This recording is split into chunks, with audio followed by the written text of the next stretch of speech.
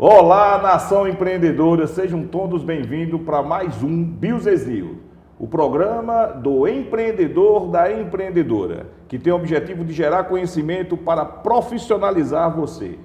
E aí, falando em conhecimento, vamos ao primeiro bloco. Se liga, empreendedor, o momento do conhecimento.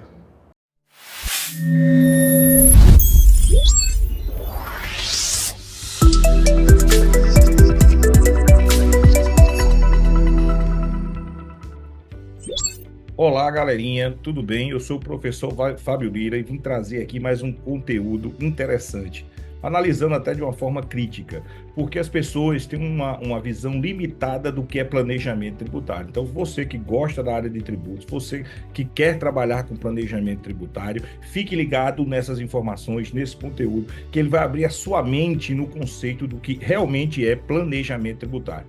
Como você efetivamente chegar na empresa para prestar consultoria de planejamento tributário. É com um olhar, como eu costumo dizer, um olhar muito mais amplo. Eu vou trazer para vocês aqui uma visão holística do planejamento tributário. E não assim uma visão simplória, como é colocado apenas como praticamente escolhas de regime. Planejamento tributário não tem nada a ver apenas com escolha de regime. Então vamos lá, vou trazer um materialzinho aqui para vocês, compartilhar com vocês o material, para que vocês possam enxergar e a gente entender o que é planejamento tributário. Olha, se a gente vai de um aspecto técnico jurídico, né, a gente entende que planejamento tributário é um processo de escolha de uma ação não simulada. O que é isso? Que você não vai inventar o fato econômico. Efetivamente, o fato econômico existe. Aquele é o fato econômico. Aquela empresa realiza aquela atividade de fato. E não você fazer simulações, manipulações, seja de ilações em relação a fantasiar a existência de uma empresa que, na verdade, não existe e você, na verdade, está somente passando recursos para lá para pagar menos imposto. Então, isso aí não é planejamento tributário. Então, a gente já pode entender que planejamento tributário ele é feito em cima de um compliance, ou seja, ele é feito em cima na legalidade. Então, o próprio conceito de planejamento tributário já nos traz essa informação, tá? É uma ação não simulada, anterior à ocorrência do fato gerador, visando direto ou indiretamente a economia de tributo. Só que quando a gente olha esse conceito, eu acho um conceito muito simplista, muito simplório. Por quê? Porque no momento que você só olha a economia de tributo, você deixa de olhar efetivamente outras áreas da empresa que serão afetadas por esse planejamento tributário. Por quê? Veja, eu posso economizar o tributo. Eu pagava 10% de tributo, posso trazer minha carga para 5%. Mas necessariamente não quer dizer que meu lucro vai aumentar em 5%. Muito pelo contrário, possa ser que meu lucro ele reduza em 10%. Como, Fábio? E é aí que eu vou colocar para você. Por quê? Porque todo planejamento tributário ele tem 4 objetivos a serem atendidos. 4, né? Atender 4 objetivos. E quais são eles, Fábio? Quais são esses objetivos? Para onde eu devo olhar? Porque eu pensava que era só um, que era a redução da carga. Se eu planejasse, se eu modelasse e colocasse cenários com redução de tributos, eu pensei que eu estava fazendo um planejamento tributário. Não. Não adianta você reduzir tributo, por exemplo, e aumentar outros custos. Por exemplo, custos operacionais. Então, para que você faça um planejamento tributário holístico, você tem que olhar para 4 áreas. Vamos lá, vamos estudar as 4 áreas. Primeiro, claro, todo planejamento tributário tem que ter a otimização tributária. Eu tenho que realizar um planejamento com foco em reduzir o tributo. Mas o problema é que não é só reduzir o tributo. Eu quero enxergar esse tributo, essa redução, no meu resultado, efetivamente. Então, se eu for fazer um planejamento de tributação indireta, ou seja, tributação sobre o consumo, quando chegar a minha redução, quando eu for realizar, quando eu chegar lá no finalzinho do meu fluxo, seja do meu resultado do fluxo de caixa, ou seja do meu resultado econômico, eu preciso enxergar essa redução. Se eu reduzir 50% da minha carga tributária, eu preciso também enxergar esse mesmo percentual no aumento do meu lucro, tendo em vista que tributo é despesa e a despesa reduz o lucro. Então não adianta eu ir lá fazer um planejamento tributário, só olhar para a carga. Eu tenho que entender se realmente, entender não, eu tenho que fazer com que essa redução se espelhe no lucro, na margem operacional da empresa. Mas, Fábio, eu não estou entendendo. Se eu reduzir tributo, automaticamente não vai reduzir o lucro, vai aumentar o lucro da empresa? Não. Você pode propor, talvez, um planejamento tributário, uma redução de carga, que, por exemplo, você queira, você percebeu que existe um incentivo tributário em um determinado município, que vai reduzir o ISS de 5% para 2%. Então, você precisaria levar aquela empresa para aquele município ao lado. Tudo bem, você leva aquela empresa para aquele município ao lado. Aí a equipe fica longe, você vai continuar com a mesma equipe ou efetivamente vai contratar locais? Eu contratar locais, só que locais a mão de obra é desqualificada, podendo gerar erros na sua operação que você vai pagar multa e automaticamente diminuir a sua margem de lucro. Você pode ter que buscar gente de fora mais qualificada que vai aumentar o custo. E aí talvez você tenha que, para que essas pessoas se achem atrativo para vir, tem que ter maiores salários, tem que ter custo de moradia ou algo do gênero. Então perceba, eu vou fazer o meu cenário da redução da carga, mas eu tenho que entender que eu também tenho que otimizar a operação. Se eu inchar a operação, o que eu estou ganhando na carga tributária, eu vou perder em outras despesas operacionais. Então, eu olho para redução de custo tributário, mas tenho que entender qual o impacto dessa redução.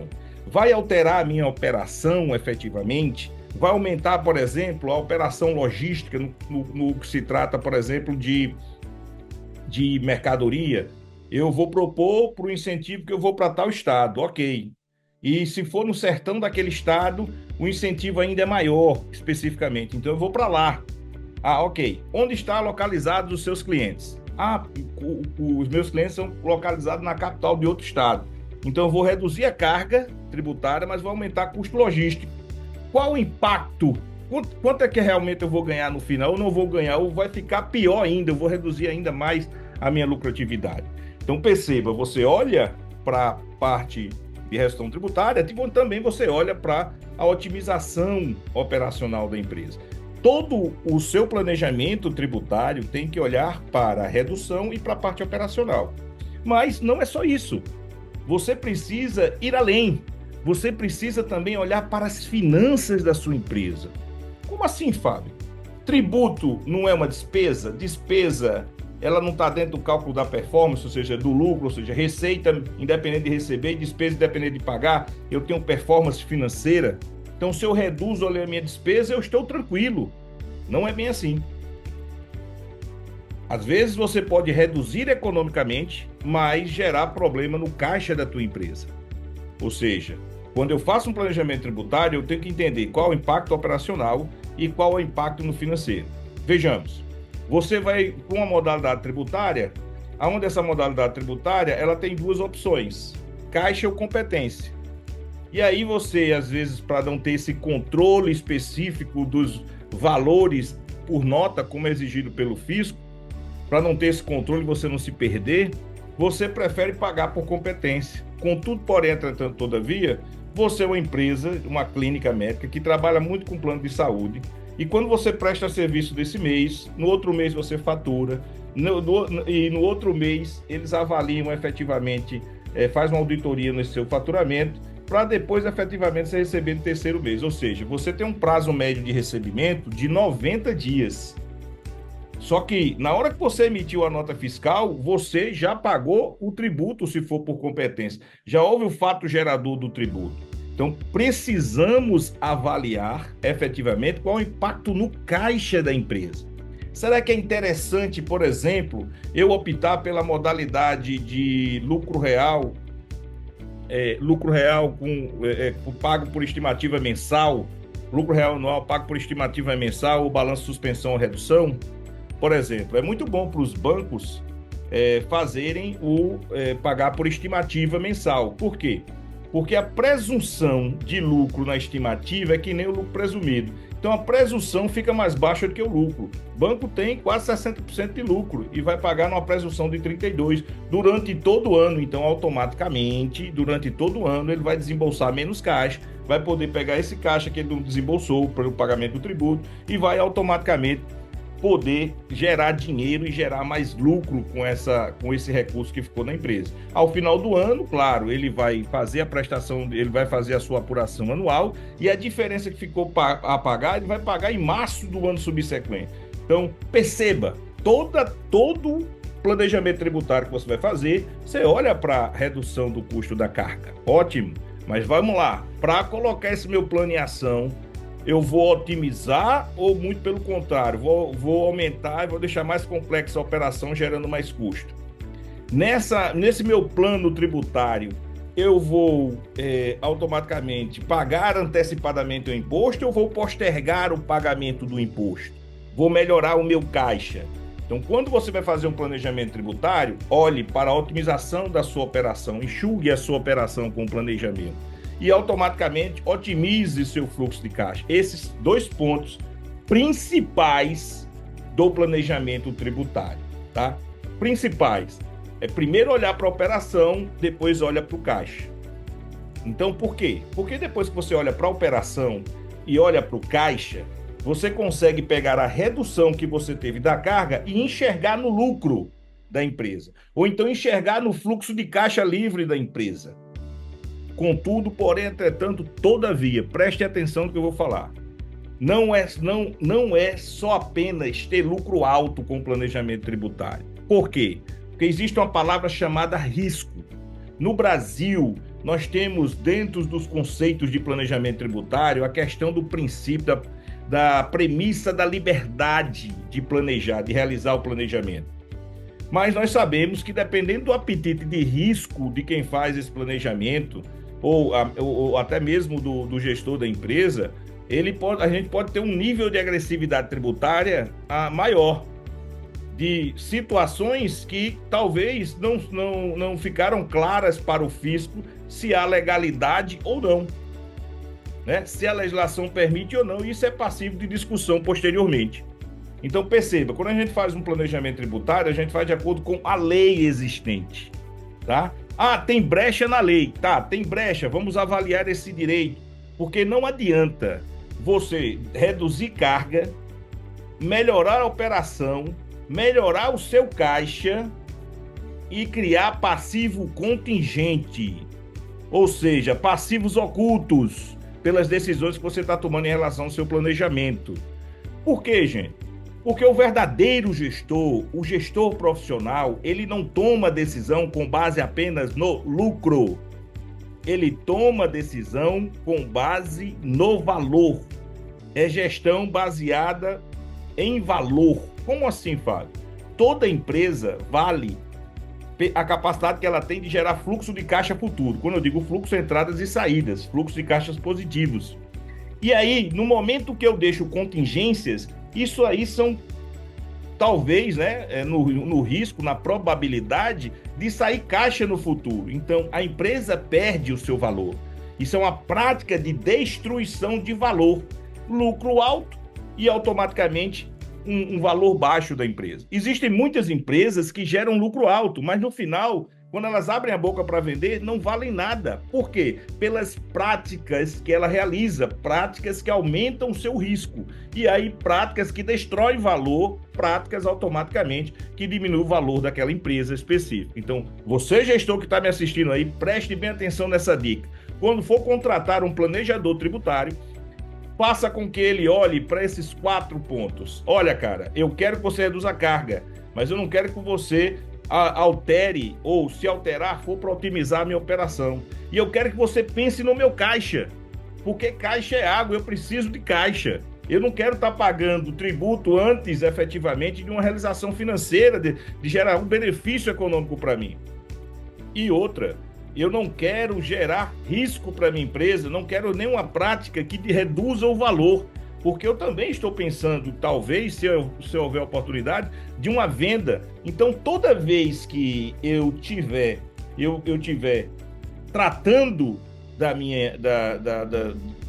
do fluxo do planejamento tributário, é necessário que eu olhe para essa forma. E toda vez que eu, gestor, for tomar uma decisão, eu tenho que tomar uma decisão tenho que fazer minha gestão pensando no valor da empresa, não só no lucro. O lucro ela vai ter. Agora, lucro astronômicos, o lucro quem dá é o mercado pelas melhores práticas de mercado. Lucro astronômicos não efetivamente são lucros fora da linha. E isso quer dizer que você não está gerando as melhores práticas, então está destruindo o valor da tua empresa. Portanto, gente, pense nisso. Visão Thundercats, visão além do alcance. Olhe para o planejamento tributário dessa forma e não exclusivamente apenas para a otimização de tributação. Valeu? Um grande abraço a vocês. Valeu, galera!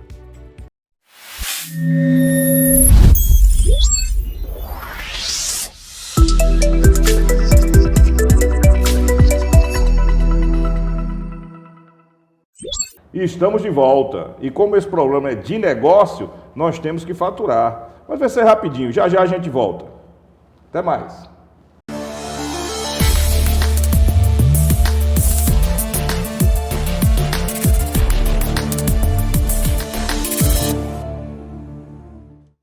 Via Centercar, peças e serviços automotivos. Aqui você vai encontrar profissionais qualificados que irão cuidar do seu veículo. Pneus novos, peças em geral, troca de óleo e alinhamento 3D, deixando você mais seguro na hora de pegar a estrada. Os melhores preços em peças, pneus e serviços. Fica na Avenida Pedro Olâmpio da Silva, número 2000, Centro, São Bento. 99884-5678. Invista já na segurança do seu lar e do seu negócio. O Grupo Alerta lhe oferece diversos serviços, entre eles o de segurança eletrônica. Conte com quem já tem confiança e credibilidade no mercado. Estamos presentes na Paraíba, Pernambuco, Rio Grande do Norte, Sergipe, Alagoas e Ceará. Além da segurança eletrônica, você ainda pode contar com a tranquilidade de ter uma excelente segurança pessoal, com o padrão de excelência do Grupo Alerta. Acesse nossas redes.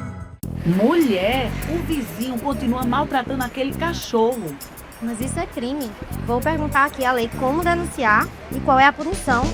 Consulte as leis e chame a Lê, a nova assistente virtual da Câmara de João Pessoa. O aquecimento global está provocando efeitos climáticos inesperados. Altas temperaturas, muitas chuvas e até tempestades. Mas as equipes da Prefeitura estão de prontidão 24 horas por dia. E em breve, João Pessoa vai contar com o Centro de Cooperação da cidade, um dos mais modernos do Brasil. Em caso de emergência, ligue 199 e entre em contato com a Defesa Civil. Prefeitura de João Pessoa.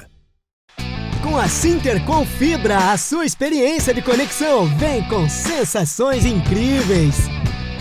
Vem com o balanço do seu som, com emoções, ação e vibração. Com muita diversão e aventura. O melhor do streaming para toda a família se divertir a qualquer hora. Tem aqui Sintercom Fibra, a internet ideal para você. Você sabia que quando uma calçada é rebaixada, o comerciante não pode restringir o estacionamento? Aí, gostei. Vou perguntar à lei como é que eu exijo esse direito. Consulte as leis e chame a Lê, a nova assistente virtual da Câmara de João Pessoa. Sua voz promove o desenvolvimento. Sua voz alimenta a esperança. Sua voz indica os caminhos para um futuro cada vez melhor. Orçamento Democrático Estadual. Participe, debata e contribua. Semeando ideias, a Paraíba colhe frutos. Confira os locais e datas das reuniões na sua região. Orçamento Democrático Estadual. Sua voz, nosso futuro. Governo da Paraíba. Esse gesto aqui você conhece. Pode ser legal, positivo, joia, tem até mesmo outros significados ao redor do mundo. Mas em João Pessoa, ele também significa o respeito à vida.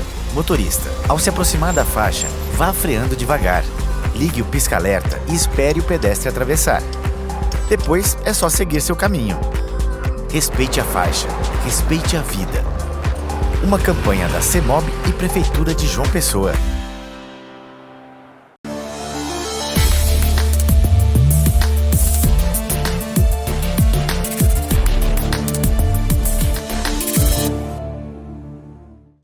Estamos de volta, agora sim, com o nosso Papo Empreendedor. Eu tinha prometido no programa retrasado e eu trouxe novamente para discutir um tema bastante importante para o empreendedorismo, para você empresário, que é a reforma tributária. Felipe, mais uma vez, Felipe aqui, especialista na área de tributária, advoga por mais de 15 anos, né? É um cara que tem uma contribuição acadêmica enorme para a área tributária, excelentes trabalhos realizados, principalmente aqui para Paraíba, em relação à PBTU, né?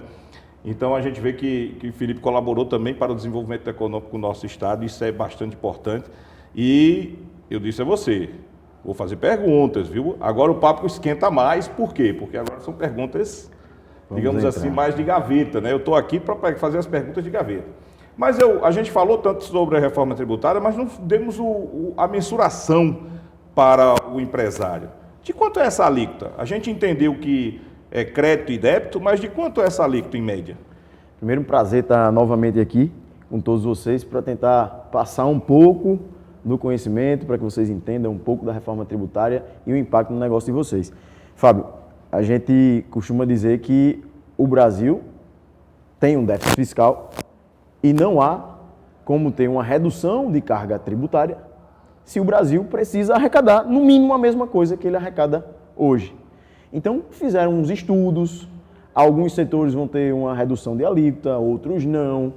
Aí a gente pode falar dos profissionais liberais, setor de saúde, construção civil, que vai ter uma alíquota reduzida, mas de uma maneira geral, a alíquota será de 28%, até então anunciada, mas não saiu nada ainda oficial, porque o Senado Federal, de acordo com a legislação, é quem vai ditar os rumos dessa alíquota. 28% referente à CBS e IBS. Entendendo que a CBS, na verdade, ela vigora a partir de 2027, não é isso? Isso, plenamente. Plenamente. E IBS tem um tempo aí, né? Tem um tempo. A CBS, que vai substituir o PIS e a COFINS, ela começa plenamente em 27. Começa devagarzinho, agora em 26, plenamente em 27. Já o IBS, que vai substituir o ICMS e o ISS, terá um tempo de transição maior para começar a vigorar plenamente em 2032 para 33. Tá. Aí agora você falou uma coisa interessante. Então, eu vou ter 2 regimes tributários simultâneos. Isso. 2 sistemas tributários que vão ser paralelos e aí eu posso dizer ao amigo contador que vocês vão trabalhar mais. Nesses 8 anos aí nós vamos trabalhar bastante. Trabalhar bastante, mas também vai compensar os honorários. Esse é o problema. Será que o empresário vai aguentar esse repasse de honorários? Então, assim, a gente vê que essa é a questão da simplicidade, talvez o objetivo final é esse, porque no caso, vai acabar o DIFAL, não é isso? Vai acabar os regimes de substituição tributárias, não é isso? Isso, e tudo é com tempo. Na verdade, quando a gente fala, vamos falar do ICMS, que seria um imposto mais complexo, de competência dos estados, e quando a gente vai analisar a legislação do ICMS de cada um dos estados do Distrito Federal, a gente vê vários benefícios, a gente vê o ICMS-ST, a gente verifica o ICMS-DIFAL, e tudo isso, com o tempo, vai se desfazendo e surgindo a figura do IBS, que lembrem, vai substituir não só o ICMS, mas também o ISS.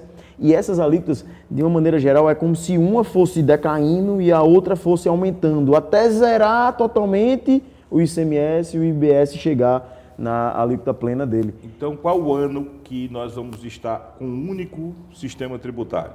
Com CBS e IBS na sua totalidade?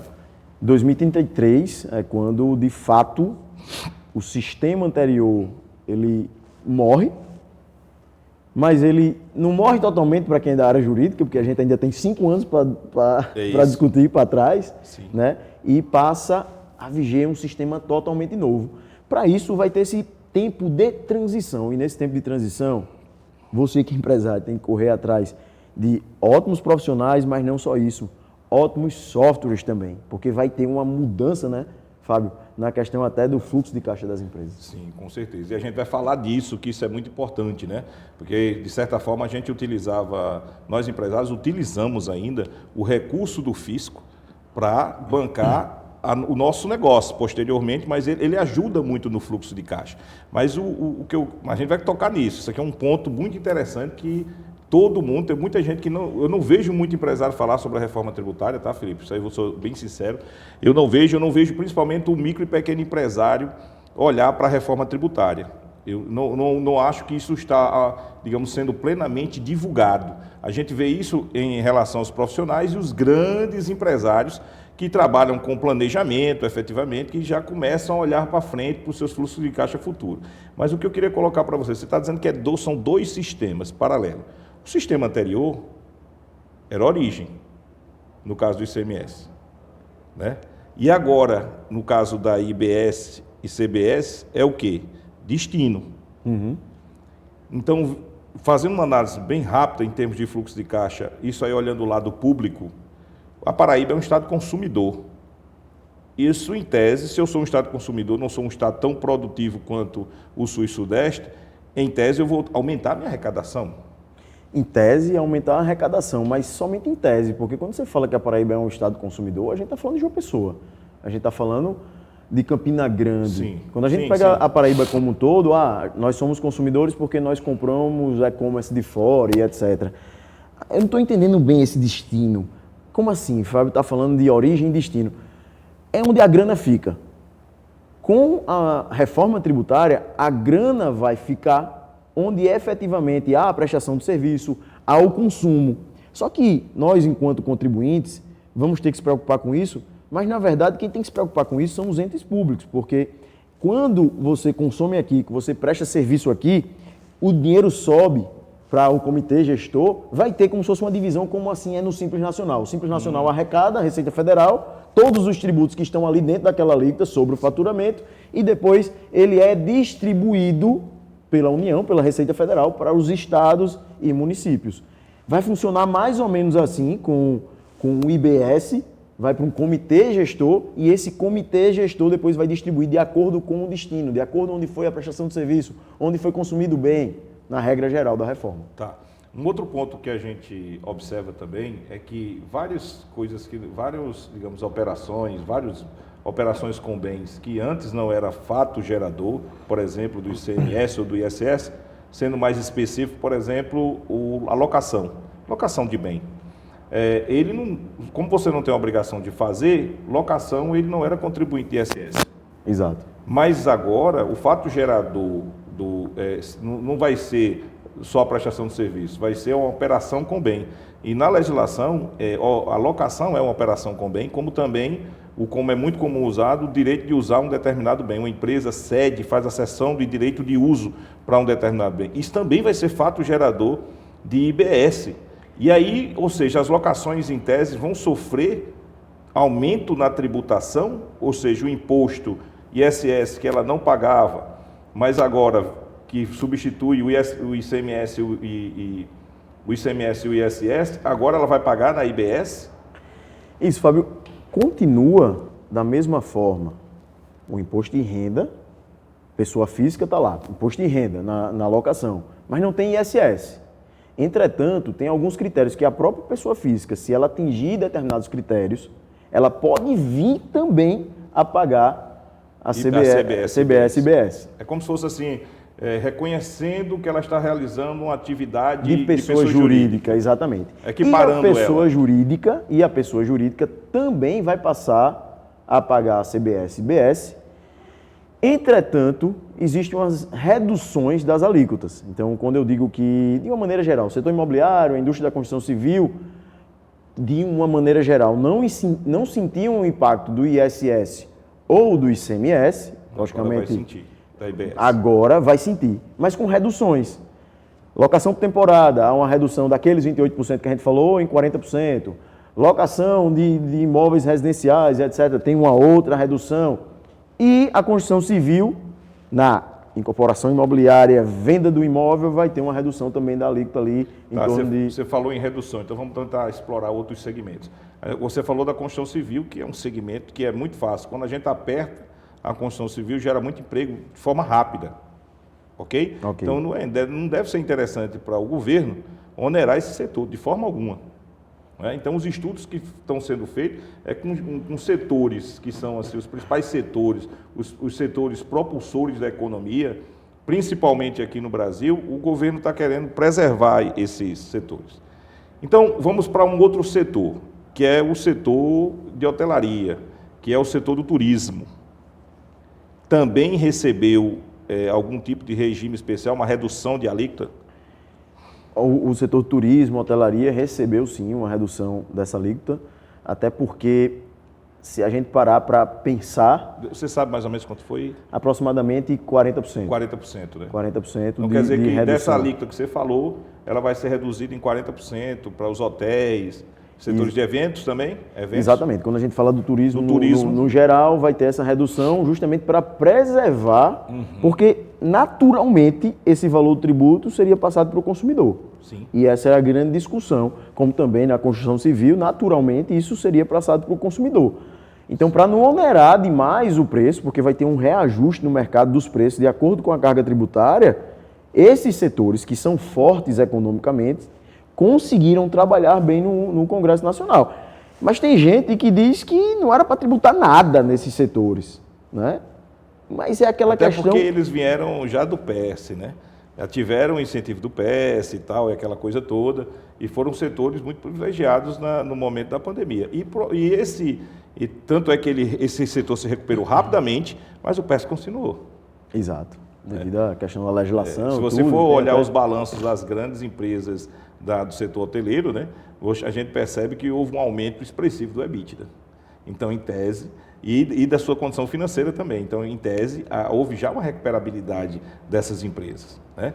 Por ter uma carga tributária alta, de você deixar de pagar PIS, COFINS, Imposto de Renda e Contribuição Social, então elevava muito do caixa da empresa. E isso foi ficando, e houve uma recuperação. E uma outra é um aumento da demanda, né, no setor. Demais. Quando a gente fala de João Pessoa, eu tive a oportunidade de trabalhar na PBTU, que ela fomenta o turismo na Paraíba, e quando a gente vê os números, e quando eu entrei em 2011, para hoje é um absurdo. A queridinha do Brasil, a construção civil também com tudo. E aí vem uma questão interessante, né? Quando a gente fala de Airbnb e todos essas sistemáticas e plataformas, foi equiparada ao setor. Foi equiparado. Tanto a pessoa jurídica quanto a pessoa física que desenvolve essa atividade com habitualidade. Tem os requisitos lá na lei. Então, é interessante, eu achei particularmente interessante, porque tem muitas pessoas físicas que locam por temporada e não tinham tributação e estavam competindo com o setor hoteleiro. Né? Então, isso foi uma equalizada que o sistema deu. De certa forma, vai também, digamos, melhorar a competitividade, né? Porque um pagava imposto, o outro não pagava imposto da mesma natureza. Agora, outros setores que também socialmente são olhados pelo governo e pela Constituição, que é o setor da educação e o setor da saúde. Também teve regimes especiais? Com redução significativa, o setor da educação e o setor da saúde é interessante porque o setor, por exemplo, de odontologia, de medicina, eles já têm benefícios. Isso é toda a cadeia, né? Isso vem desde os produtos também. O pessoal não pensar que é só a prestação de serviço. Né? Exatamente. É um universo, né, Fábio? Então aqui, se a gente for delimitar por produtos, vários produtos vão ter reduções significativas, alguns alíquota zero, e a prestação do serviço também vai ter uma redução significativa na alíquota da CBS e IBS. Porque senão haveria um aumento desproporcional na carga tributária do setor e isso reverte para quem? Para o mercado. E o governo tem plena noção que ele não consegue abarcar todo o serviço de saúde, apesar do Brasil ainda ter um SUS que, quando é comparado com outros países até desenvolvidos, ele funciona relativamente bem. Mas a questão é que o setor privado de saúde, ele não pode ser onerado, porque senão você vai estar prejudicando toda a cadeia ali e isso vai ser uma bola de neve que ia ser revertido mais uma vez para o governo. Então, houve uma redução significativa nos serviços médicos hospitalares de 60%, tá? Quando outros profissionais, como advogados, contadores, só tiveram uma redução de 30%, mas devido à relevância do setor e para que não houvesse um aumento tão abrupto na carga tributária, repito, para não reverter para o consumidor final. Tá. Um outro ponto em relação a isso, antes da gente ir para os comerciais, é que essas reduções estão olhadas no foco também, se a gente comparar com a tributação de hoje, né? Ou seja, essas reduções também vieram no seguinte ponto: só incentivar esses setores ou, na verdade, equalizar para que não houvesse um aumento da carga tributária? Na verdade, foi uma equalização para que não houvesse um aumento tão abrupto com o que a gente tem hoje. Então, quando os setores foram para cima do Congresso e dizendo, presta atenção aqui... Principalmente os que têm mais lobby, né? Mais tem mais lobby, mais organização e que são relevantes também. E que são relevantes para a economia. Eles foram e apresentaram justificativas, números, cálculos. Olha, se a gente tiver que arcar com essa carga tributária, por mais que estejamos diante de um regime da não cumulatividade, ou seja, que eu posso olhar para trás, ver os insumos que eu adquiri, os serviços que eu tomei, quanto foi tributado aqui e abater no tributo que eu vou pagar, de certa forma, quem vai sofrer é o consumidor. Sim. E aí, aqueles setores mais, talvez, pujantes, que fazem o dinheiro girar mais, como vamos dizer aqui, o setor supermercadista, não teve nenhuma redução. Ah, mas teve a cesta básica e etc. Mas a cesta básica deu hoje... uma igualada, deu uma unificada, né, em relação Exatamente. à cesta básica. Então, e hoje assim, já existe, no final das contas. Mas eu acredito que o governo vai querer meter o dedo ali para dizer assim, ó, vamos gerar inflação no IPCA aí, que é um dos pontos que avaliam no índice de inflação. Eu posso até dizer uma coisa aqui, que é Brasil. A gente está no Brasil, a reforma vem trazendo isso. A alíquota é teste. Se o Brasil não arrecadar o que arrecada hoje, possa ser que nós tenhamos mudanças. Só que... Mas nós já somos a maior ou a vice-campeã em termos de alíquota de IVA, né? Exatamente, no mundo, né? A grande questão, Fábio, é que o Brasil vai fazer esse teste e possa ser que haja um aumento. É muito difícil pensar em uma redução, porque o Brasil tem que arcar. A grande questão, e aí é a minha esperança, com o novo sistema que vai ter, e espero ter a oportunidade de falar aqui do split payment, vai diminuir a sonegação e aí, consequentemente, o governo arrecadar mais e não precisar aumentar a alíquota de nada. Agora, eu acho que essa pergunta que eu vou fazer, eu acho que todo empresário está querendo saber se as empresas do Simples serão impactadas. Mas antes de você responder, nós vamos para um breve comercial e voltamos já.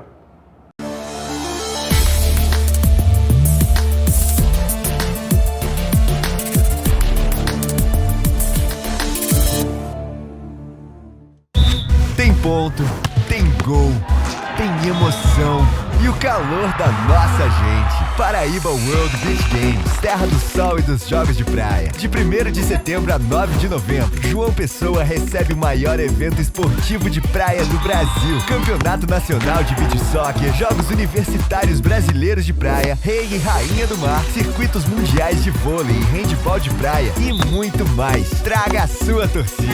Governo da Paraíba.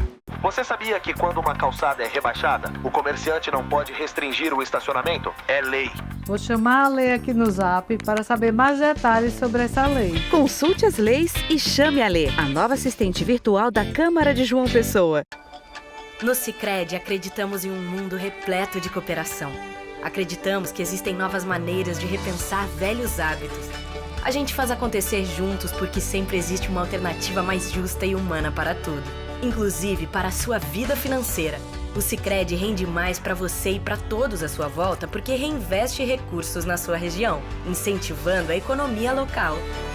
Escolha o Sicredi, onde o dinheiro rende um mundo melhor. Nos 440 anos de João Pessoa, o governo da Paraíba está fazendo história. O novo Hospital da Mulher já está atendendo. A grande reforma do Palácio da Redenção foi finalizada e agora abriga o Museu da História da Paraíba. O novo Centro de Treinamento dos Bombeiros também está pronto, junto com as reformas da Delegacia Geral da Polícia Civil, da FUNAD, das escolas Sesc Centenário, Maria Bronzeado e do Teatro Santa Rosa. Bora, Paraíba! Aqui tem futuro. Governo da Paraíba. João Pessoa tá com tudo. Tá investindo mais de R$1 bilhão em infraestrutura. Tá com 1.000 ruas entregues, 200 quilômetros de asfalto novinho e obras no binário do Unip e nas avenidas Rui Carneiro e Hilton Souto Maior. Tá avançando com a Ponte do Valentina e o Parque da Cidade. E vem aí a reforma do Mercado Central e o Complexo Viário Beira Rio. Tá com tudo mesmo. Prefeitura de João Pessoa, cidade em crescimento. Vou falar com a lei. Acho que precisamos de uma lei para o pasto estudantil. Consulte as leis e chame a Lê, a nova assistente virtual da Câmara de João Pessoa. Num mundo cada dia mais conectado, ser Senai Paraíba é ter a qualificação que abre portas para um universo de possibilidades. É ter cursos técnicos, profissionalizantes, capacitação pessoal e graduação tecnológica com aulas práticas, metodologia própria, tecnologia e vínculo direto com a indústria. É se tornar o profissional que o mercado busca e impulsiona o crescimento da indústria. Vencer Senai Paraíba! A Prefeitura de Lucena segue avançando com obras que mudam realidades e melhoram a vida da nossa população.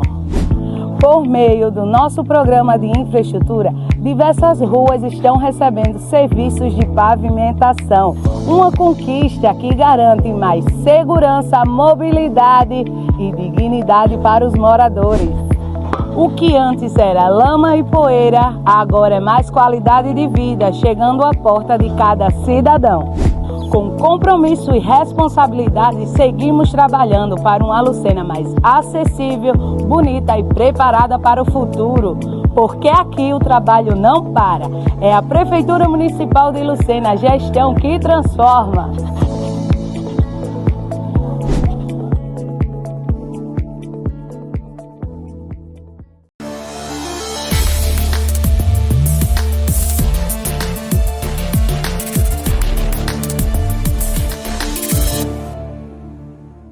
E estamos de volta com ele, Felipe Crisanto, falando sobre a reforma tributária. Parabéns, Felipe. Eu estou apertando aqui, mas você está respondendo tudo. Eu vou apertar mais, claro.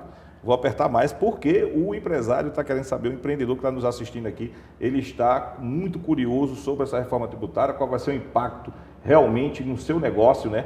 E aqui a gente já falou de construção civil, a gente já falou de supermercado e muitos outros. E eu fiz uma pergunta antes de voltar ao bloco, que foi sobre o impacto das empresas do Simples. Mas antes disso, que eu estou muito curioso também, fala aqui um pouco sobre o Aconcaf Paraíba. Que evento é esse que vai ocorrer no dia 2 e 3 de outubro, Felipe? É um evento que reúne o que de fato o mercado precisa.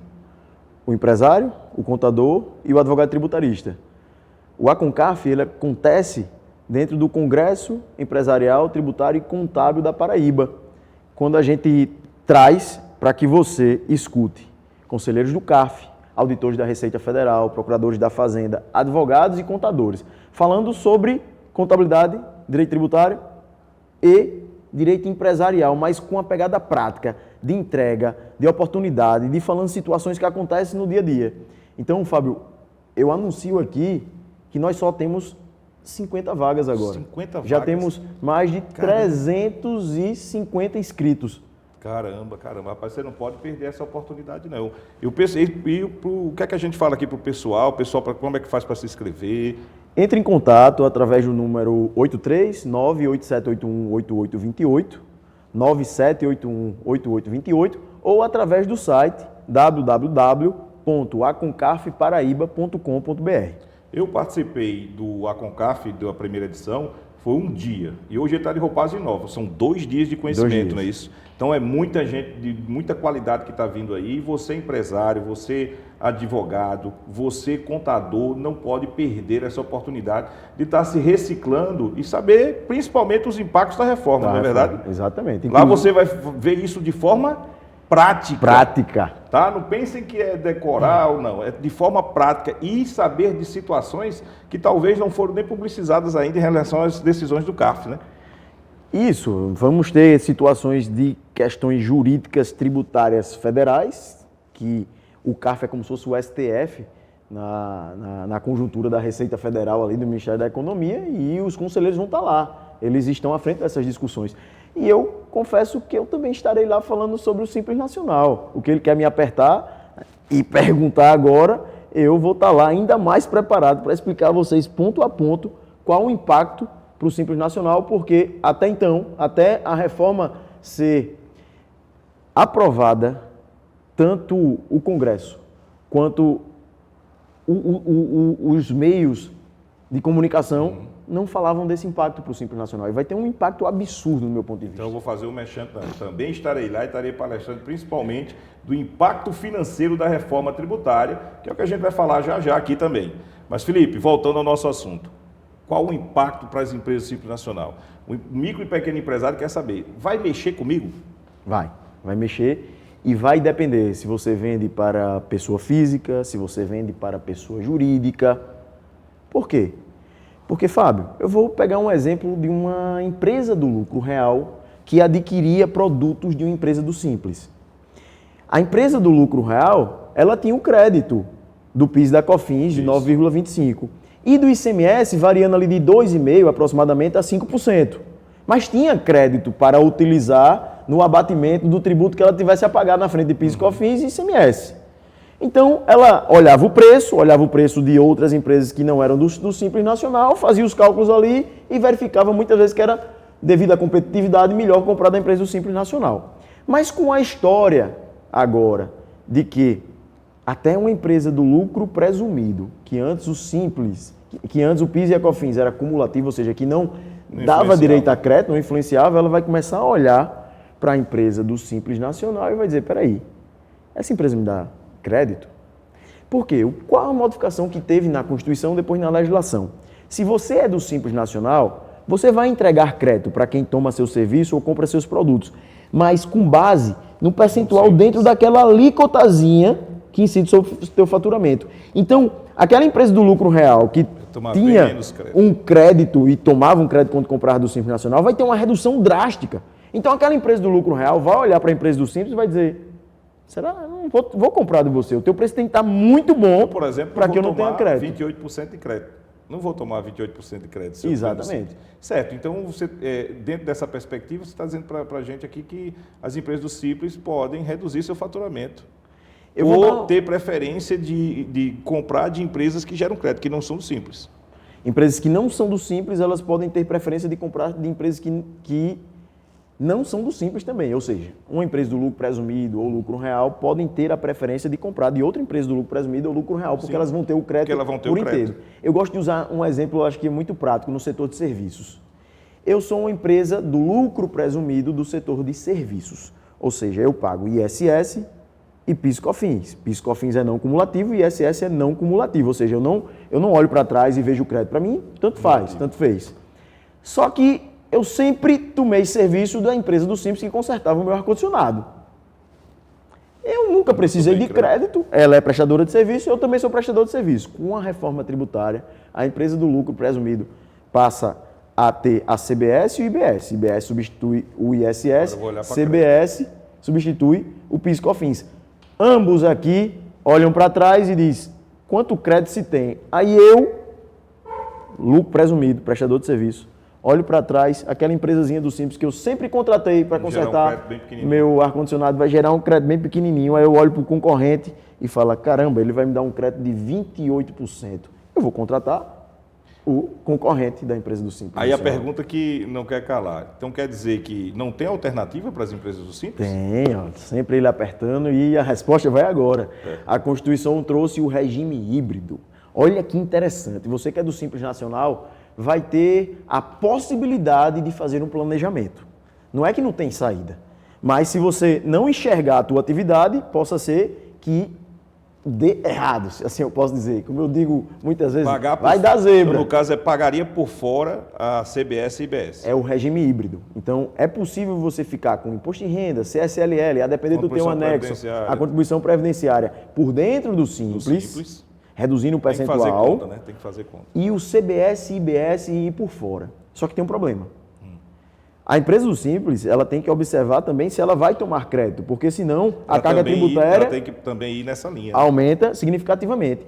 E aí tem situações que o empresário do Simples vai dizer, não, eu vou sair totalmente do Simples Nacional. Então, tem que observar. Mas Felipe, não tem jeito. Tem jeito para o Simples Nacional. Calma, não quero fazer esse medo todo. Você está vendendo para pessoa física, talvez nem mude. Em algumas situações, você vende para pessoa jurídica, talvez seja interessante você ir para o regime híbrido, mas a depender do teu faturamento, ainda não seja a hora de sair do Simples Nacional. Felipe, você já plantou aqui uma pulguinha atrás da orelha de todo empresário agora, principalmente o micro e pequeno empresário. Tem que planejar. procure o profissional, tem que fazer planejamento tributário. Não deixe para quando começar a reforma, não. Na verdade, ela já começou. Então, não deixe para quando começar a você ter que faturar já nos dois sistemas tributários. Planeje agora, verifique, junto com o profissional da contabilidade, junto com o seu advogado tributarista, qual seria o melhor regime para você efetivamente, para que você não tenha surpresas lá na frente. Avalie a sua cadeia, verifique o seu negócio e faça a melhor escolha, porque às vezes é dar um tiro no pé, isso, não é verdade? Vou pagar por fora, mas às vezes é dar um tiro no pé. Agora, o que eu vou começar a entrar, a gente está falando aqui no aspecto econômico. Se vai aumentar a carga, se vai diminuir carga, mas o impacto da reforma não só é econômico, ela também é financeiro. Por que, Fábio, é financeiro? Porque a forma de pagamento, a forma de recolhimento hoje, que nós temos hoje, por exemplo, com o ICMS, o governo, eu compro uma mercadoria, o governo me dá crédito independente se eu paguei aquela mercadoria. Não é isso? Então lá ela me dá o crédito independente de se eu paguei. E também quando eu vendo, independentemente do que eu recebo, quando eu vou receber, se dividir em 3, eu também tenho meu débito para fazer essa apuração. Na reforma tributária agora, nós temos a questão de caixa. Governo só dá crédito se ele botar o dinheiro do imposto no bolso. Não é isso, Felipe? Explica um pouco para a gente como é isso aí. É o famoso split payment, é uma mudança de cultura, e aí eu posso dizer que vai impactar o fluxo de caixa das empresas. Os tributos hoje, eles são por dentro, e aí o que o Fábio até falou aqui no início do programa. O dinheiro fica comigo. O dinheiro fica comigo. Vou devolver depois de 45 dias. Por R$1.000, dentro daqueles R$1.000, eu já embuti o ICMS, PIS, COFINS, e o dinheiro entra no meu caixa. Aí, a depender do que o professor Fábio gosta de falar muito, do ciclo econômico financeiro, se é margem, se é... Não, se o ciclo é alto, quanto mais ciclo eu tenho alto, eu tenho mais necessidade de capital ou não, de giro, e etc. Então, você fica com aquele dinheiro e muitas vezes usa o dinheiro do governo para girar, para bancar um ciclo financeiro e só vai pagar o governo no outro mês. No mês subsequente. No mês subsequente.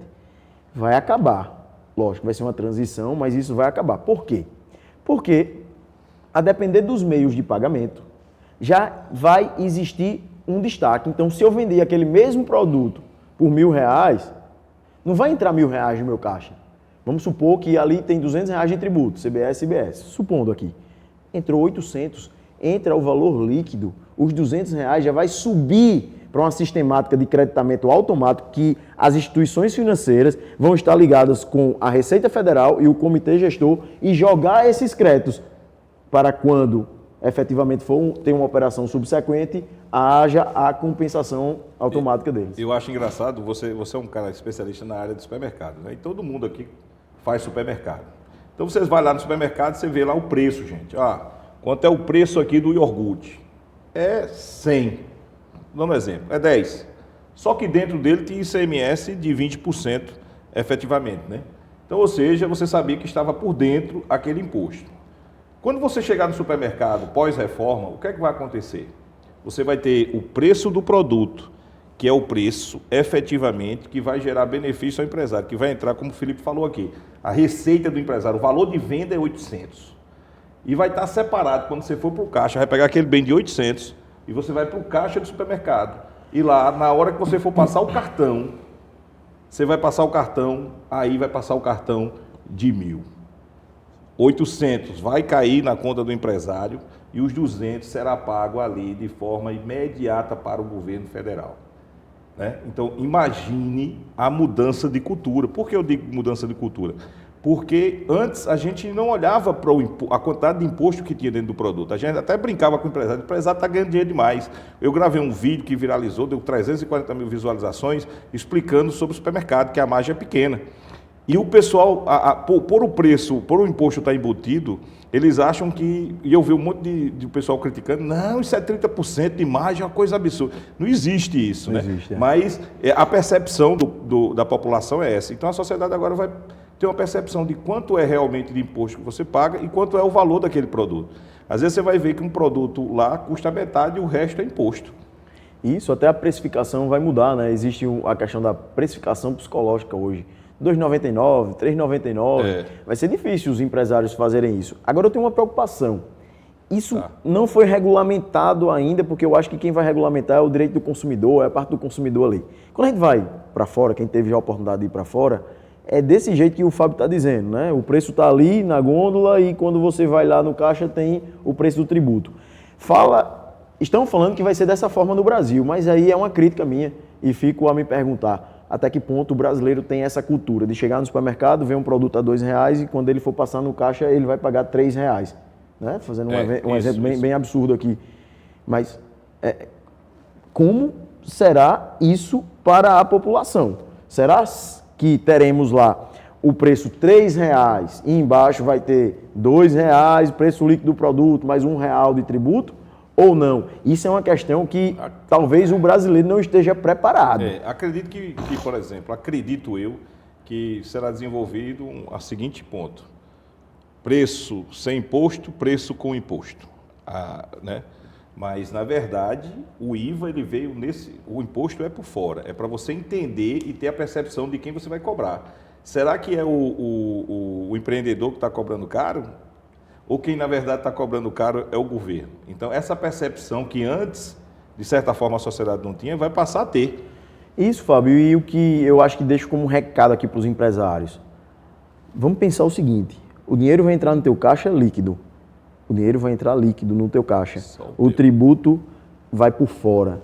É como se o tributo ele não entrasse no teu caixa, mas você vai ter que saber e vai ter que ter sistemas para entender qual o valor bruto e qual o valor líquido, porque é com o valor líquido que você vai trabalhar. Estão falando aí, Fábio, até na reserva de transição, que os empresários hoje que entenderem isso e que eles tiveram um giro muito alto como supermercado, eles têm que fazer uma reserva de transição, porque nessa transição, quem entender isso vai sair bem, vai saber precificar melhor, vai ter... Você agora tocou um ponto bem interessante. Pode falar que depois eu complemento. Vai ter que, por exemplo, negociar melhor com os fornecedores o prazo de pagamento e talvez não dar tanto prazo e crédito para os consumidores. Né? Esse é o grande ponto, né? Empresas que têm ciclo financeiro alto, quando eu digo em número de dias alto, essas empresas vão ter que rever suas políticas de crédito.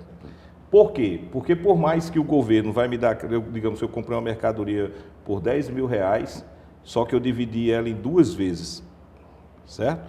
Então, na verdade, eu só vou ter crédito dos 50% do que eu já paguei ali, em 1 mais 1. Então, 1 agora e 1 mais para 30 dias. Né? Então, automaticamente, eu só vou ter crédito daquela metade daquele valor que efetivamente eu paguei. Então, veja, quando eu vender esse produto, eu vou dividir ele em 5 vezes. Então, digamos que eu faço em 1 mais 4. Ele só pagou a 5ª parte. E eu só vou ter o imposto daquela 5ª parte. Contudo, eu sou a empresa e a apuração é mensal. É um misto de competência caixa. Eu uso o crédito efetivamente pago, mas eu sou obrigado, esse que eu vendi por 2.000, só recebi a 5ª parte, só vou usar essa 5ª parte? Não, você é obrigado a pagar o restante. E aí, quando ele for lhe pagando efetivamente as prestações, é que em tese ele está pagando com o imposto, concorda? Então, ele está pagando com o imposto. Então, isso vai ser devolvido para ele 3 dias posteriormente. Então, é uma coisa complicada, quem tem ciclo financeiro alto, quem tem política de crédito extensa, porque, de certa forma, nos primeiros meses do seu ciclo operacional, que eu digo, isso só vai impactar nos primeiros meses. Tem que se fazer realmente uma reserva para capital de giro, porque ele vai aumentar. Depois, se digamos, porque quando eu digo que você tem seu ciclo operacional, você compra, vende e recebe em 90 dias, depois de 90 dias, você tem que fazer um ciclo para 90. Depois de 90 dias, entra numa normalidade. Exatamente. Falando financeiramente. E aí os empresários têm que entender que esse split payment vai ser para os meios digitais, né? Então a gente cartão de crédito, Pix, enfim, tudo isso que as instituições financeiras têm a possibilidade de gerenciar. Mas tem situações que de fato o dinheiro não vai se acabar, que você pode pagar o valor completo e cheio ao teu fornecedor, mas entenda, você só vai poder utilizar o crédito, que hoje você utiliza quando recebe a nota fiscal, quando o teu fornecedor pagar. Então você vai ter que ser um fiscal dos teus fornecedores, porque senão impacta no teu negócio. Se tu não tem crédito, na hora de pagar o tributo, não havendo um abatimento, tu vai ter que arcar. Então, olha só, Felipe, mas são poucos Os meios de pagamento não são digitais hoje em dia. Eu não posso ter fornecedor veaco, né? Exatamente. Senão eu estou frito, né? E aí você vai poder fazer, tem uma sistemática também na reforma. Tudo isso, gente, vai começar paulatinamente em 27, a questão do split payment. Mas tem uma forma de você pagar o tributo, ou seja, você só passa o líquido para o fornecedor e você mesmo, adquirente, você vai lá e recolhe o tributo para garantir o seu crédito quando você tiver o tributo a pagar na hora da sua venda. Felipe, meu amigo, é muita informação, a coisa passa rápido mais esse bate-papo, porque são muitas dúvidas e eu queria lhe convidar para um momento futuro a gente falar só apenas da parte da construção civil e da parte imobiliária, para colocar aqui o pessoal que tem locação, né? Ou seja, pode gerar CBS e IBS para pessoa física. Não é? Então, esses pontos eu acho que seria muito interessante a gente colocar em uma outra oportunidade. Então, já fica o convite. Felipe Crisanto, Reforma Tributária, parte 3. Com certeza. A construção civil é interessante porque tem redutor de ajuste, redutor social, tem os requisitos para a pessoa física. Fábio, tanto na venda quanto na locação. Então, eu já me coloco à disposição. Espera só passar o evento. Agora, dia 2 e 3 de outubro. Beleza. Estejam lá conosco, tá? Porque é muita coisa. E eu vou passar esse evento e vou me renovar, porque vai ter tanta gente boa, tantos assuntos interessantes. Amigo, se despeça aí do nosso telespectador. Qual é a mensagem que você deixa para o nosso empreendedor? Mais uma vez, procurem informação, procurem conteúdo. Estudem o impacto para o negócio e atividades específicas de vocês. Não olhe para a grama do vizinho, não. Tem gente que não está nem aí com reforma e está achando que é uma norma que não vai pegar, já pegou. Sistema tá? Norte. Então, o Sistema Norte vai estar cobrindo o evento também, viu? Vamos estar lá juntos. Tá joia? Um grande abraço a todos e até a próxima. Obrigado, Felipe. Obrigado.